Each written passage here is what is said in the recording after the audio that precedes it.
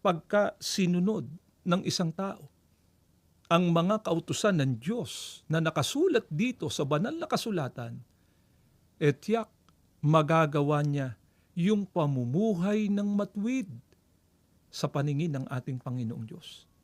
Hindi po ba kanina ay pinag-aralan natin kung gaano kahalaga na ang tao ay maging matuwid sa paningin ng ating Panginoong Diyos. Kahahabagan sila ng ating Panginoong Diyos.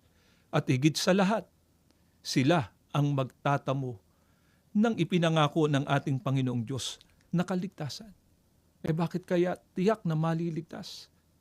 Tiyak na mabubuhay ang isang tao na nakapagpasyang sundin ang mga kalooban ng Diyos na nakasulat dito sa banal na kasulatan. Pakinggan ninyo, at ganito ang pahayag ng ating Panginoong Sukristo dito po sa Juan, sa 12 ang talata po ay 50, pakinggan ninyo ito. Alam kong ang kanyang utos ay naghahatid sa walang hanggang buhay.